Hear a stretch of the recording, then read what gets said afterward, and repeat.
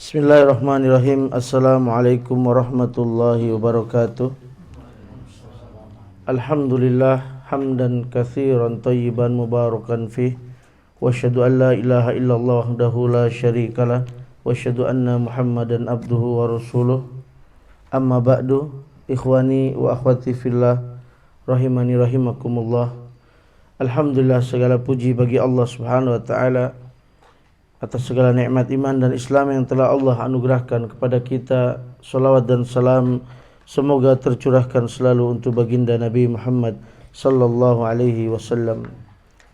Jemaah dirahmati Allah Subhanahu wa taala, kita akan lanjutkan kembali pembahasan kitab Usul Salasah karya Syekh Muhammad bin Abdul Wahhab, yang kali ini kita bahas syarah dari Syekh Shalih Fauzan yang diterjemahkan oleh Ustadz Mufli Safitra.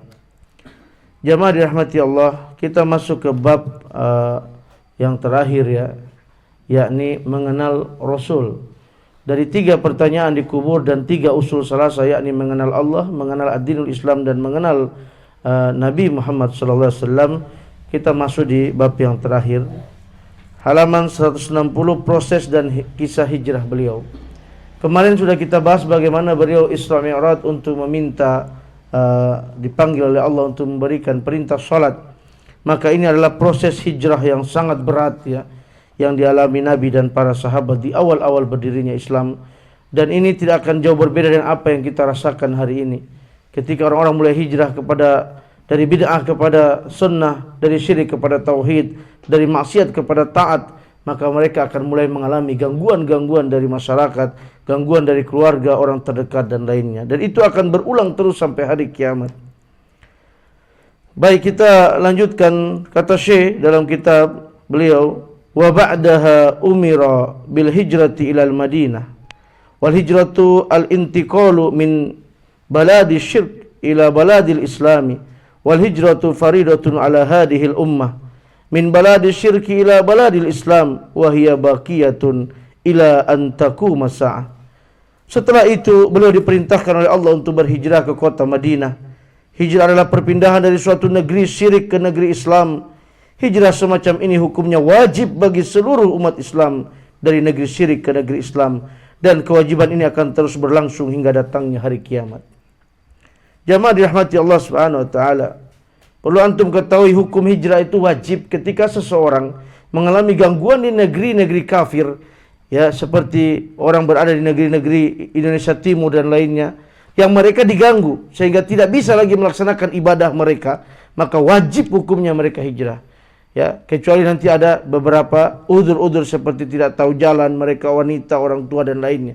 Adapun orang yang mampu untuk melakukannya, dia wajib hukumnya hijrah di negeri itu. Jadi tidak ada alasan bahwa saya nggak bisa sholat ya Allah di kampung saya karena saya adalah minoritas. Tidak bisa, harus hijrah. Karena ini terjadi pada zaman Nabi dan terus berulang sampai hari kiamat. Syarah Syekh Shalih Fauzan, tak kala gangguan boikot dan usaha kaum musyrikin untuk mengeluarkan kaum muslimin dari jalan Allah semakin hebat dan gencar, Allah pun mengizinkan kaum muslimin untuk hijrah ke Habasyah. Jadi di awal-awal Islam baru Abu Bakar, Khadijah, ada Yasir, keluarga Yasir yang mempunyai istri Sumayyah, punya anak Amr bin Yasir. Keluarga Yasir luar biasa diuji mereka. Bilal bin Rabah, sampai termasuk Sayyidah pertama yang wafat pertama yang menjadi Sayyid wanita, yaitu Sahidah, yakni adalah Sumayyah yang ditusuk oleh Abu Jahal sampai kemaluannya tembus dengan tombak dan beliau meninggal dunia. Sampai-sampai keluarga Yasir ini disiksa oleh para orang-orang kafir Quraisy di kala itu, untuk menunjukkan bagaimana jika orang masuk ke dalam agama Muhammad maka akan diberlakukan hal yang demikian. Bahkan Bilal bin Rabah, ketika matahari sudah terik datang, Bilal dipakaikan baju besi. Kemudian dia terik panas matahari, dijemur sampai terbakar kulitnya. Kemudian mereka memanggil anak-anak kecil untuk menyeret-nyeret Bilal bin Rabah. Sampai mereka mengatakan, wahai Bilal, sampai beberapa budak yang masuk Islam di awal-awal, mereka akhirnya meninggalkan mereka lisannya mengatakan tidak beriman kepada Nabi Muhammad, hanya ada di lisan mereka. Karena tidak tahan atas siksaan yang sangat berat. Namun Bilal bin Rabah satu-satunya ketika mereka suruh mengatakan beriman kepada Latta dan Uzza, maka Bilal mengatakan ahad, ahad, ahad, hanya Allah satu. Terus Bilal, ya, ini juga termasuk didapati juga dilakukan kepada Utsman bin Affan, digulung, ya, bahkan ada yang dipanggang, ya, pada zaman yang sangat berat di awal-awal Islam ini. Jemaah dirahmati Allah Subhanahu wa taala, ini tidak seberapa dengan ujian yang kita dapat di hijrah hari ini. Hari ini kita hijrah, yang paling top, yang paling hebat kita dapati cuma fitnahan, cacian, Wahabi, teroris dan lainnya. Kita nggak sampai disiksa secara fisik. Tapi apa yang terjadi pada sahabat dulu begitu berat, sehingga akhirnya Allah memerintahkan hijrah. Dan pada waktu itu negeri yang mereka pilih untuk hijrah yakni Habasyah. Habasyah adalah suatu negeri di Ethiopia. Waktu itu dipimpin oleh seorang raja yang bergelar Najasyi. Najasyi ini adalah gelar nama-nama raja di Ethiopia atau di Habasyah, semacam Fir'aun, ya, juga adalah nama gelar-gelar raja, ya. Dan ini adalah Najasyi. Ketika itu para sahabat gelombang pertama berhijrah ke Habasyah, ya, lalu apa yang terjadi jamaah rahmati Allah Subhanahu wa taala? Diketahui oleh orang-orang kafir bahwa telah terjadi sejumlah sahabat, ya, berhijrah ke Habasyah atau Ethiopia, maka mereka mengejar ke Habasyah. Lihat permusuhan mereka yang luar biasa, usaha yang sangat keras yang mereka lakukan, ya, untuk mengembalikan orang-orang yang telah hijrah ke Habasyah. Kenapa Allah memerintahkan hijrah Nabi memilih Habasyah? Karena telah terdengar bahwa di negeri itu ada seorang raja yang adil, ya, beragama Nasrani. Beragama Nasrani. Karena pada itu Islam belum juga sempurna hadir, karena Nabi juga belum selesai wahyu yang turun. Ada di Habasyah sana sebuah agama yang telah muncul dahulu, yaitu Nasrani. Maka ketika mereka hijrah ke sana, disusullah, ya, di cerdik pandai dari kaum Quraisy dua orang, yaitu Abdullah bin Rabi'ah dan Amr bin As, untuk datang kepada Raja Najasyi. Ya, mereka datang. Sampai di sana mereka membawa dua jenis hadiah. Hadiah yang pertama untuk para uskup atau pendeta-pendeta Nasrani, hadiah kedua untuk raja. Hadiah yang berbagai macam jenis hadiah yang bagus-bagus. Ya, maka antum lihat praktek daripada suap menyuap sudah terjadi dari zaman Quraisy, dari zaman jahiliyah. Maka kata Nabi SAW, kullu syai'in min amrin jahiliyah tahta qadamain mawdu'un. Segala sesuatu dari perkara jahiliyah telah di bawah telapak kaki aku batalkan. Maka kalau antum masih suap menyuap, antum sama dengan mereka orang jahiliyah.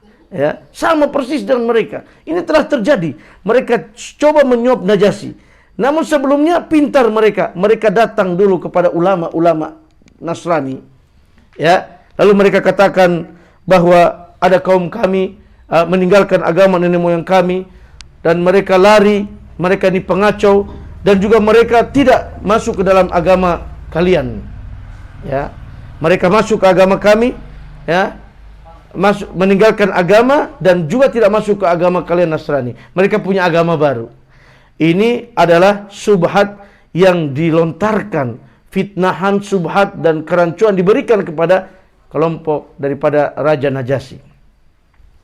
Maka mereka mengatakan, baik, kalau begitu kata para uskup, besok hari mereka bertemu dengan raja. Lalu diutarakan, wahai raja, kami punya saudara-saudara yang lari ke negerimu. Ya, mereka mengacaukan di negeri kami dan akan mengacaukan negerimu.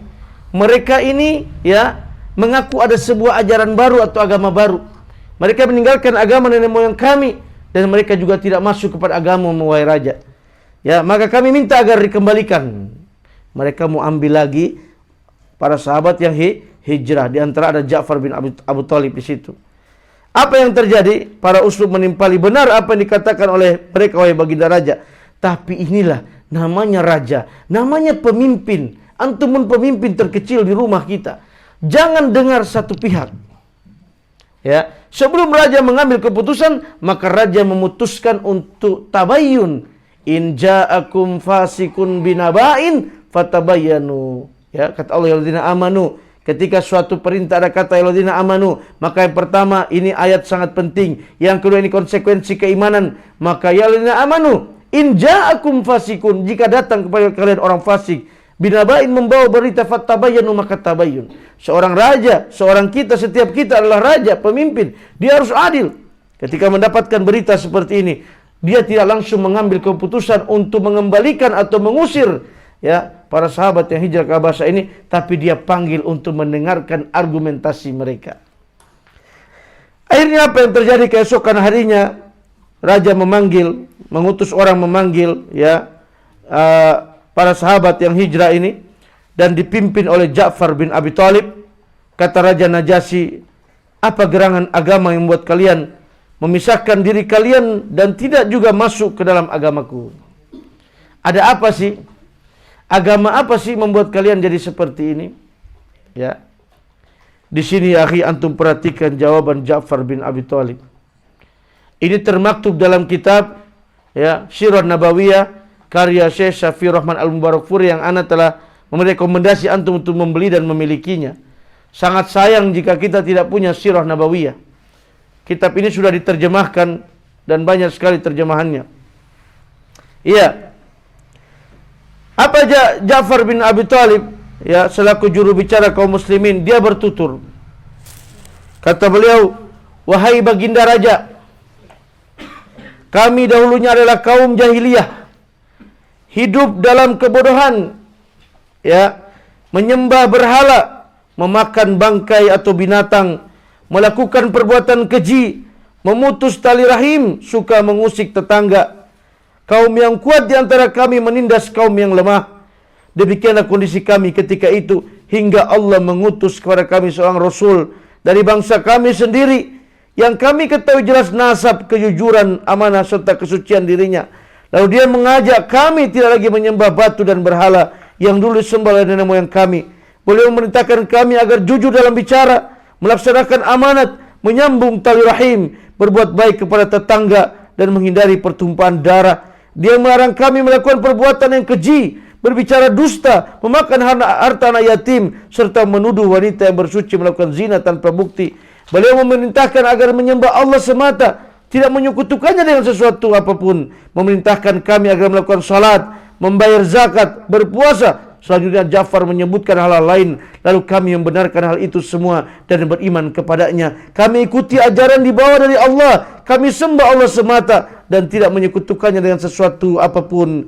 Apa yang diharamkan atas kami pun mengharamkannya. Apa yang dihalalkan bagi kami pun menghalalkannya. Lantaran itu kaum kami malah memusuhi dan ingin menyiksa. Bahkan mereka telah menyiksa kami, membujuk kami agar keluar dari agama, memerintahkan kami untuk beribadah kepada Allah Subhanahu wa taala.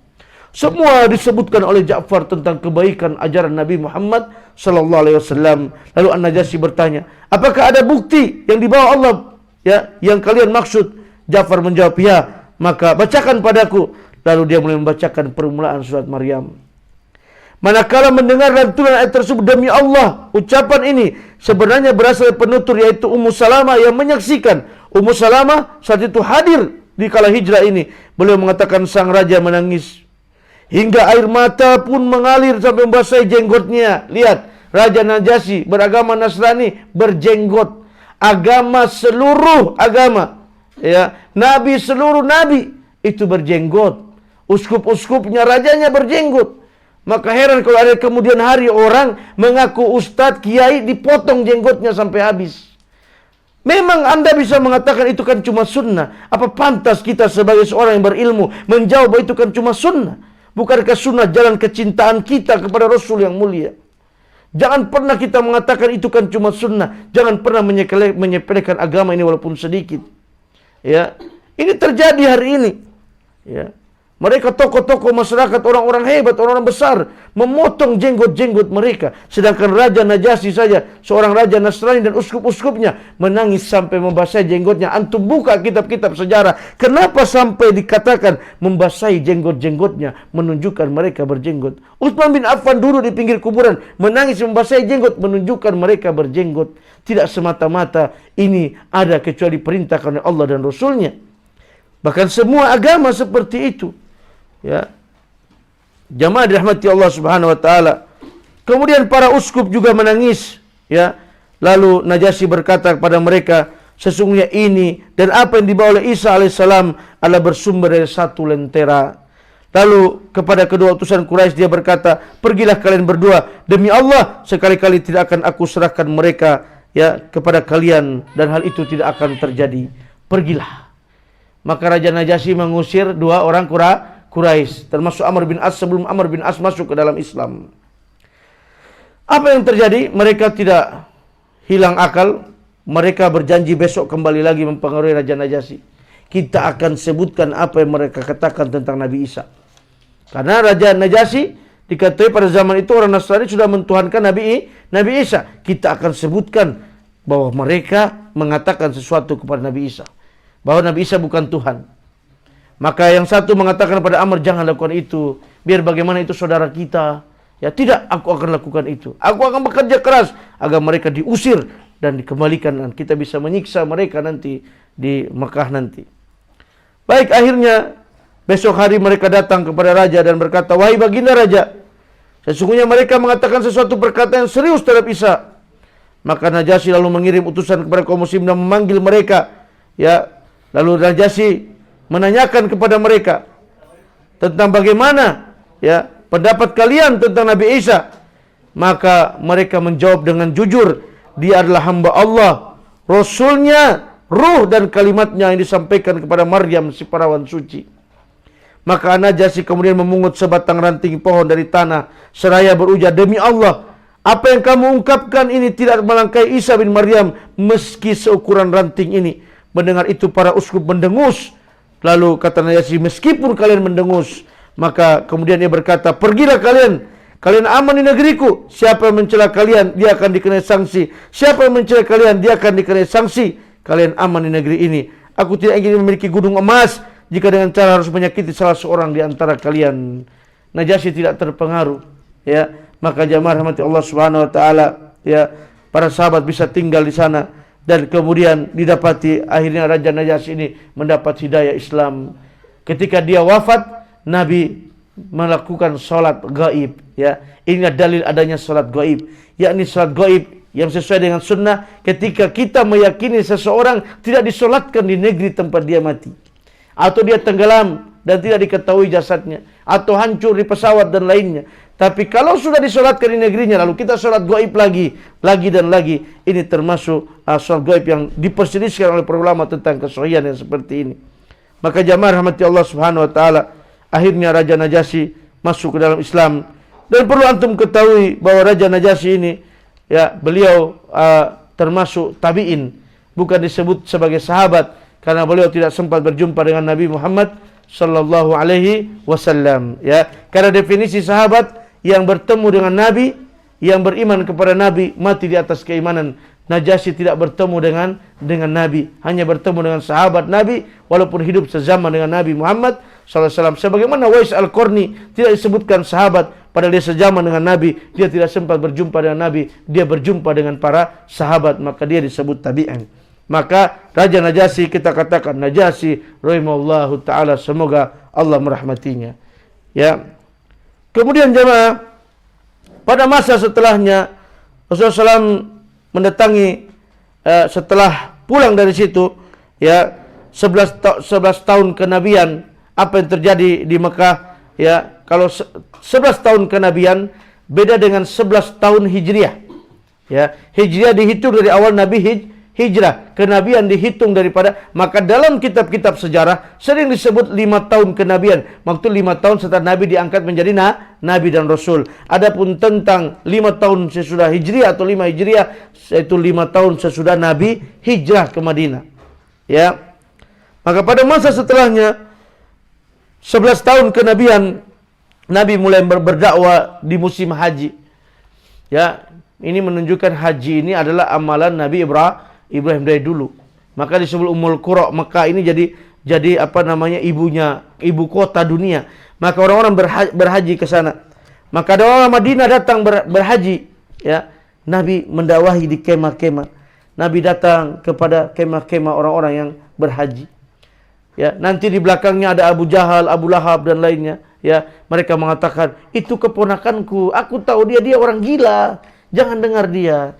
Nabi terus sabar berdakwah, ya. Mereka mengatakan Nabi tukang sihir, Nabi orang gila. Terus, ya, hinaan-hinaan, ya, seperti ini diberikan kepada Nabi Muhammad sallallahu alaihi wasallam. Ya, Nabi terus bersabar. Akhirnya dakwah Nabi yang seperti ini mulai membuahkan hasil. Ya, dakwah Nabi mulai membuahkan hasil.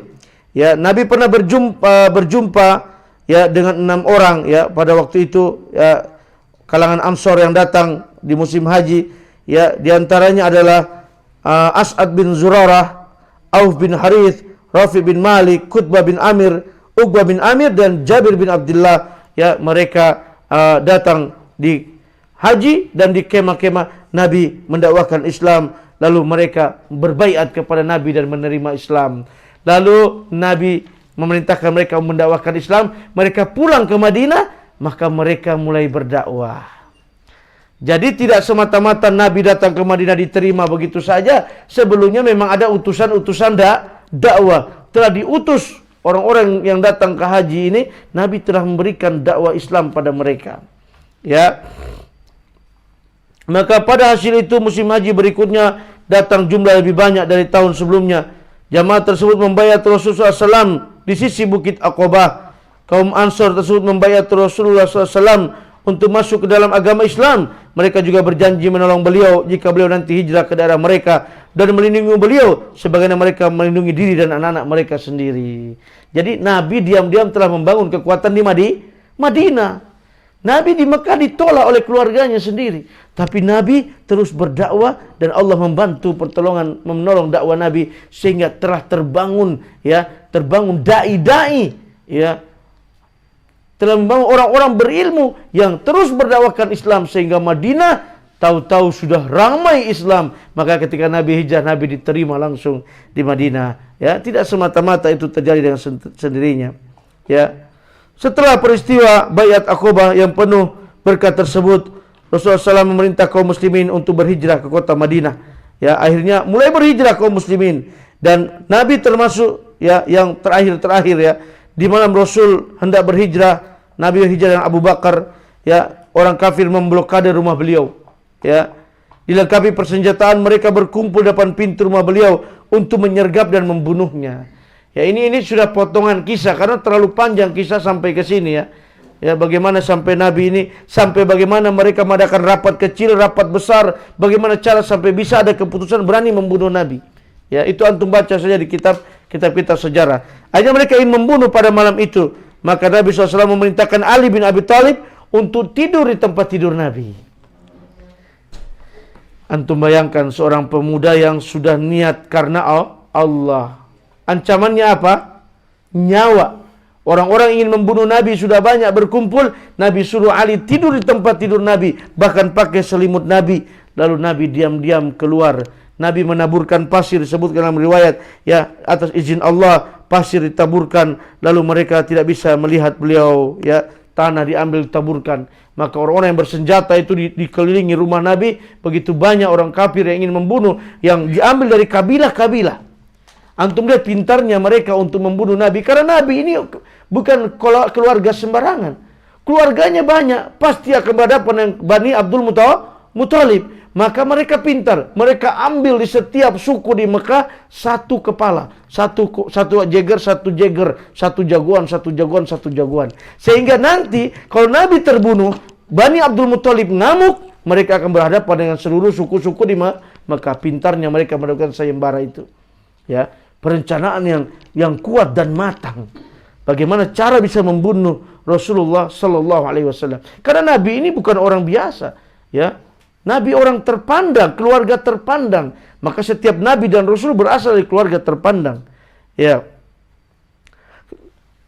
Al-Kisah al-Hasil dengan perjuangan yang luar biasa, ya, sampai Nabi berada 3 hari di Gua Thur, sebagaimana antum telah ketahui kisahnya. Ya, bagaimana Abu Bakar di situ ketakutan, Nabi mengatakan jangan takut, ya, innallaha ma'ana, sesungguhnya Allah bersama kita, ya. Terus saja menghibur, ya, sampai ada kisah orang Quraisy sudah berada di atas, di depan gua, ya, di atas Nabi, di badan Abu Bakar, dan Allah melindungi, ya.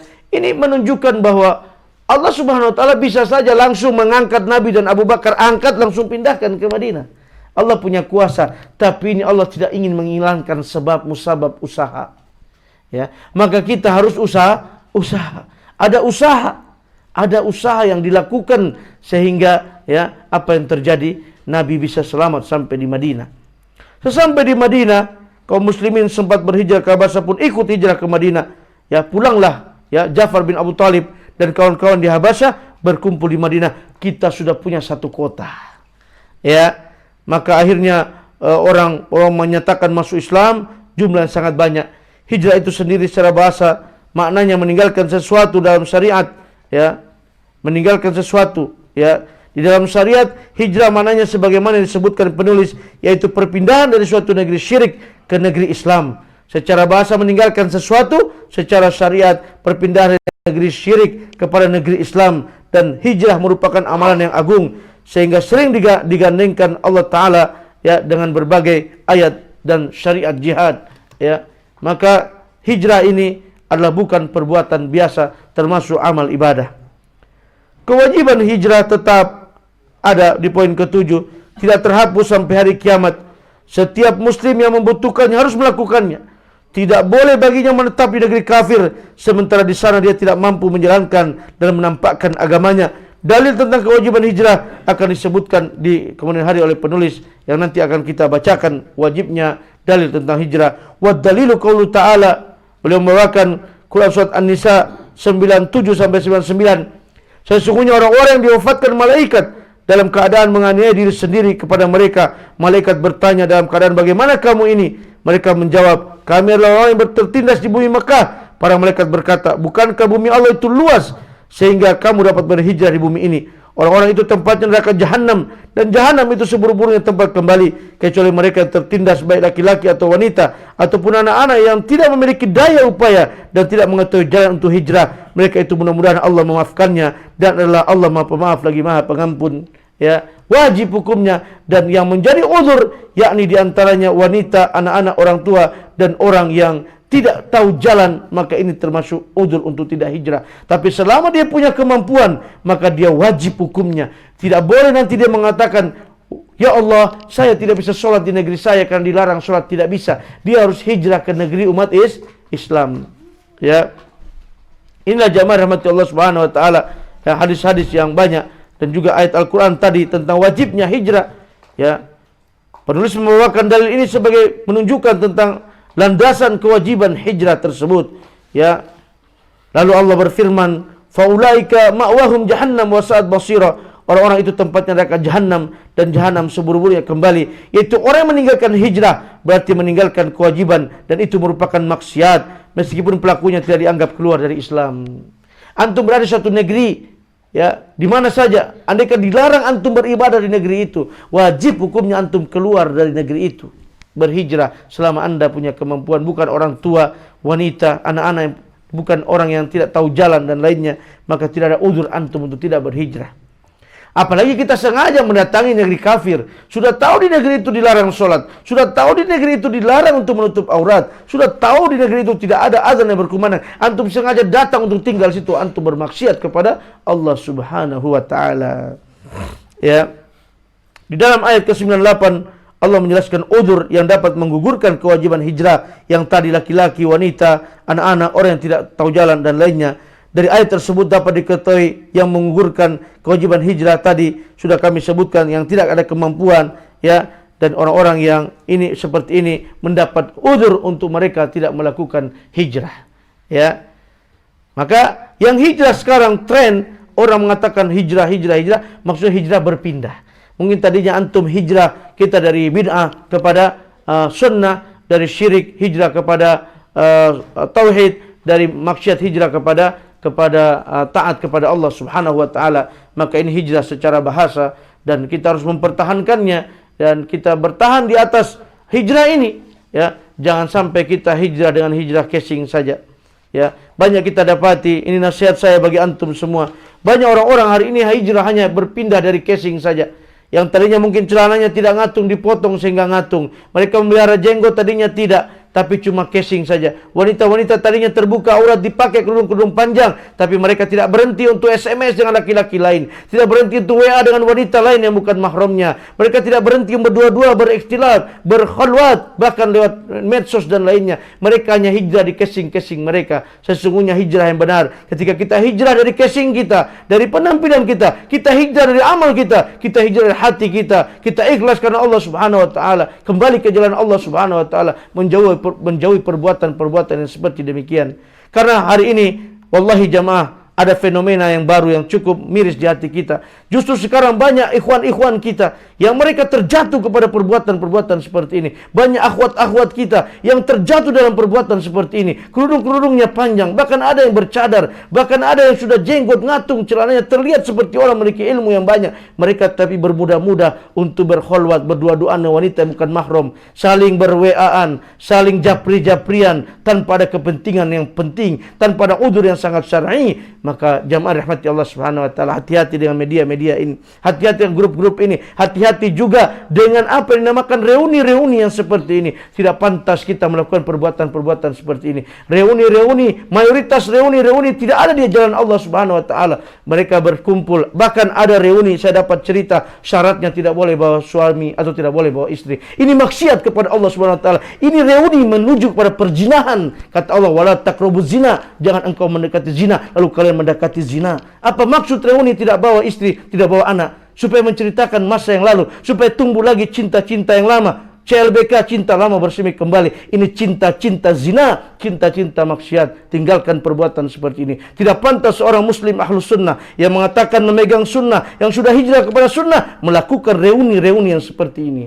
Islam tidak mengenal perbuatan ini. Yang ada adalah duduk di majlis taklim, menuntut ilmu. Para artis-artis yang telah taubat, yang telah hijrah, ini YouTube kemanapun terkirim nanti, dengarkan baik-baik. Anda artis yang telah taubat, Anda telah hijrah, hijrahlah casing antum, hati antum, hijrahlah amal dan perbuatan antum. Tinggalkan maksiat-maksiat kepada Allah Subhanahu wa taala. Tinggalkanlah model-model yang engkau hadirkan itu, modeling-modeling dan lainnya. Tutup istri-istrimu, jangan buka mereka di muka-muka umum, jangan tampilkan mereka di televisi dan lainnya, karena sesungguhnya wanita-wanita adalah aurat.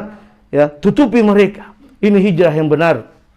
Ya, ini sekarang sedang terjadi fenomena-fenomena yang seperti ini dengan dalil agama, WA, ya, japri-japri, bertanya agama ke ustadz, nggak usah ke ikhwan, akhwat nggak usah nanya ke ikhwan. Nanti akhirnya setelah menanya dalil, tanya sudah makan apa belum. Tidak pantas wallahi menanyakan sudah makan atau belum kepada yang bukan mahramnya.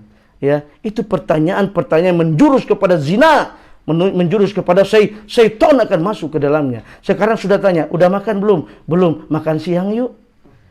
Nanti kita bicara agamanya, dalilnya saya bawakan, saya tulis langsung hadisnya, ya, kita ketemu di warung, di restoran dan lainnya. Ini menuju kepada zina, ini membungkus dengan agama, membungkus dengan dalil haram hukumnya, walaupun membawakan agama. Bahkan sholat berjamaah, perempuan dan laki-laki, berdua-duaan mereka yang bukan mahram. Sekarang ada pacaran islami, sholat berjamaah, Masya Allah, masih pacaran, haram hukumnya.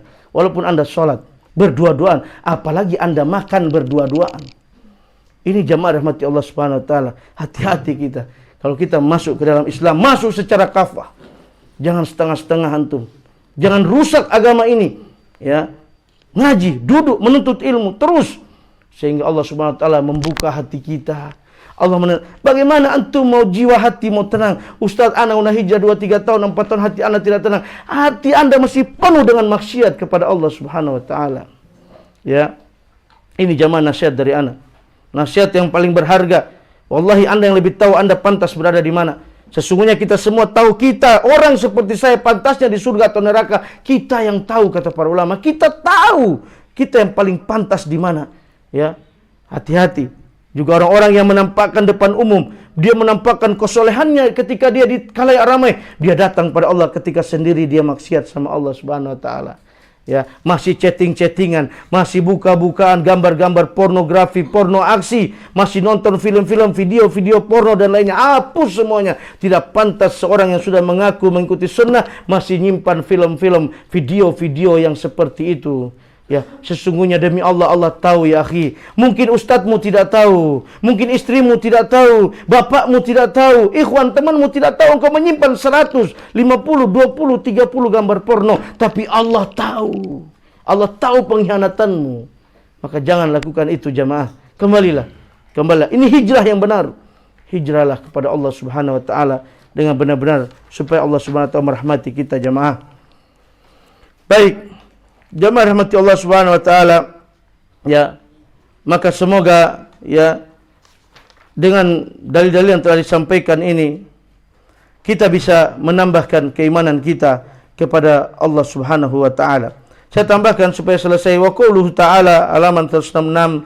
Beliau membawakan firman Allah taala, "Ya ibadiyalladzina amanu inna ardi wasi'atun fa iyaya fa'budun."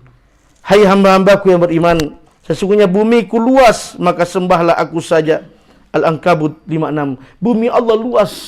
Antum jangan takut karena meninggalkan pekerjaan. Antum jangan takut karena meninggalkan perniagaanmu di negeri itu. Hijrah karena Allah. Bumi Allah luas. Ya akhi, sesungguhnya ada 3 hal yang manusia tidak bisa lari darinya, yaitu rizki, kematian, dan hari pembalasan. Demi Allah, manusia tidak bisa lari dari 3 hal. Selama masih ada rizki di muka bumi ini, engkau tidak akan mati untuk selama-lamanya. Rizki itu akan mengejar, mengikuti sebagai maut mengejar sebagaimana itu. Anda lari kemanapun, rizki itu akan lari mengejarmu.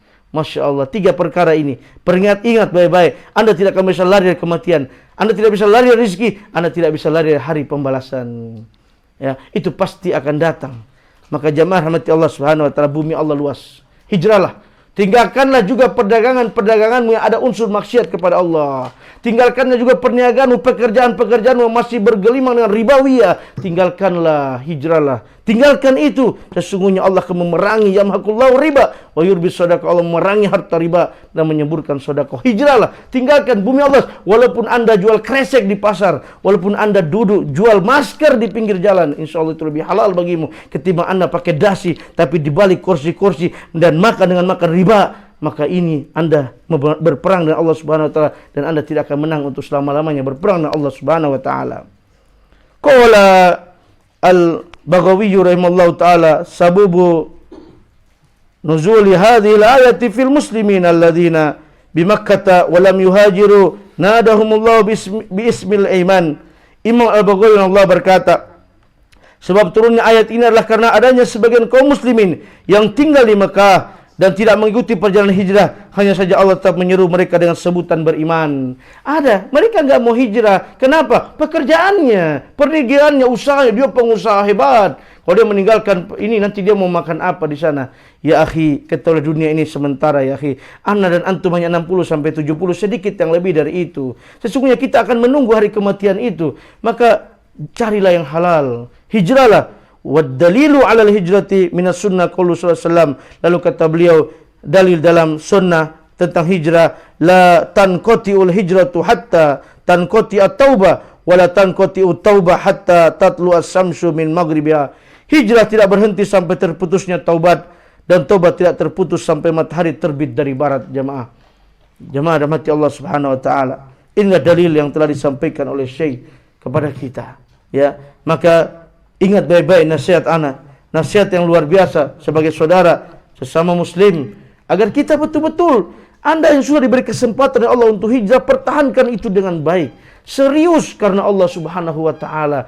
Kalaupun Anda futur, ana akan futur, semua orang akan futur, saya futur, ulama futur, tapi futur kita jangan tinggalkan ahlus sunnah, futur kita jangan tinggalkan jamaah, futur kita jangan tinggalkan ilmu atau majelis ilmu.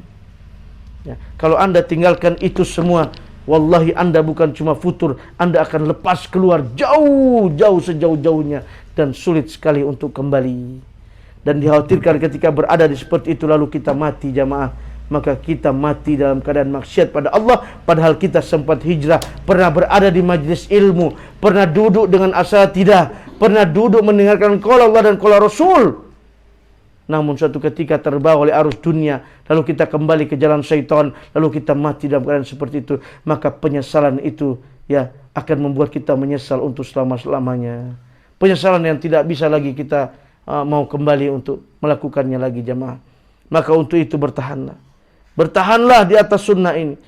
Peganglah seperti pegangannya gigi gerham. Kenapa jamaah? Ketahuilah memang berat kita di atas sunnah. Pasti ada yang benci, pasti ada yang menolak, ada yang tidak suka, ada yang mengganggu. Tapi wallahi sangat sulit di zaman sekarang diganggu secara fisik. Dulu para sahabat dia diganggu secara fisik sampai mati, mereka dibunuh ditombak. Ya, lihat saja apa yang terjadi zaman sahabat. Kita paling diganggu dengan kata-kata dan lain-lain, antum sudah tidak kuat lagi dan kembali ke jalan syaitan.